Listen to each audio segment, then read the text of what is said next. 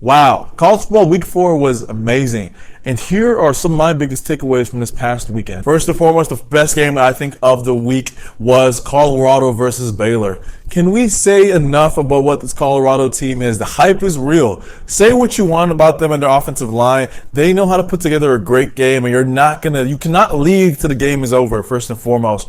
Colorado, they are grit. Shout out to Shador. Shout out to Travis Hunter at the end for punching the ball out. That's what you call being a difference maker. That's what you call being a dog. That's what you call I want it more than you want it. And he was just all over the field. And let's not forget and add an extra 130 yards on offense. Guys gonna make it Heisman push. We need to talk about it a little bit more. And then if we want to be honest, Shador played great. He wanted to talk about extending the play, giving his team a chance to win.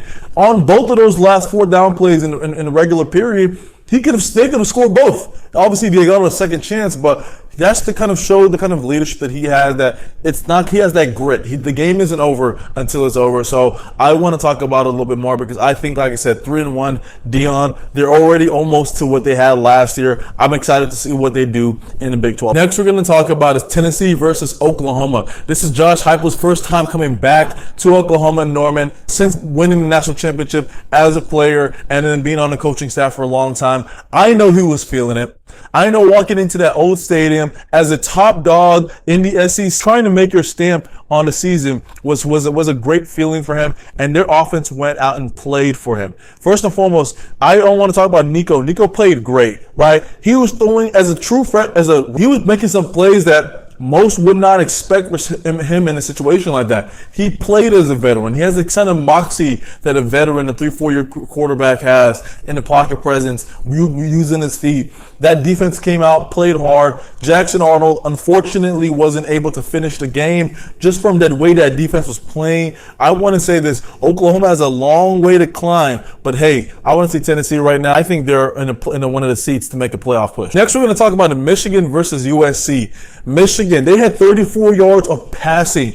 They're getting back to the old school Big Ten football. Line them up, run the ball.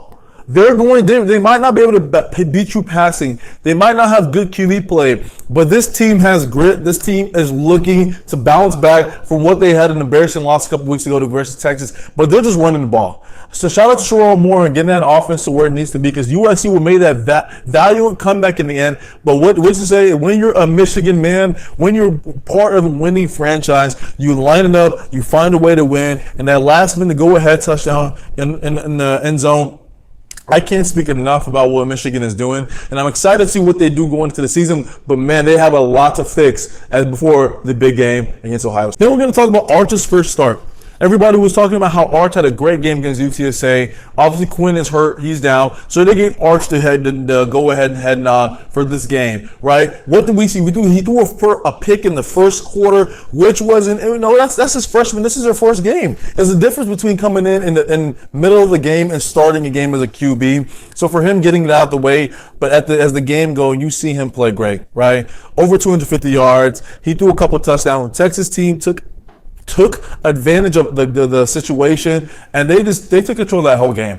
There was no drop off. There was no signs of defeat. They beat ULM on all sides of the ball. I like what this Arch Manning-led team looked like, but it just shows you how much experience comes in play. And we're excited when Quinn gets back. He's going to take that team to where they need. But hey, who's not excited to have a backup QB that literally can take your team forward? Does Arch play next week and let Quinn rest? We'll see. Shout out to Mike Norvell in Florida State. They finally got their first win.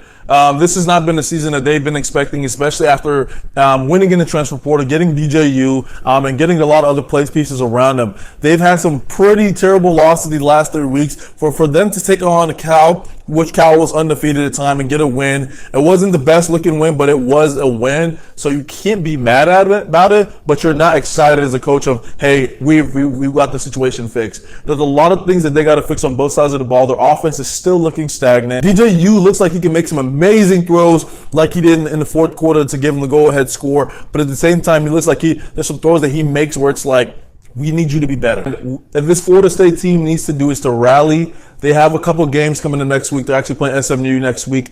SMU just beat the brakes off of TCU last week, so that's not going to be an easy game. I'm excited to see the way they bounce back, but I think Florida State right now has some momentum, and let's see if they can sustain it. And then last but not least, we're going to talk about the Group of 5. We all know it's a 12-team playoff this year. You only get one Group of 5 team to make it in, and it has to be the highest ranked one. Right now, Boise has that 25th slot. But I want to just shout out to, obviously, Fresno State. They went down to New Mexico and took care of business. And just, like I said, just doing what they need to do. They need to be talked about a little bit more. Obviously, you have Northern Illinois. You have James Madison coming down to North Carolina and putting the butt whooping on them, putting up 70 points, 53 in the first. And speak enough about that. It's going to be a tight race. I'm excited to see who kind of comes out of that hole.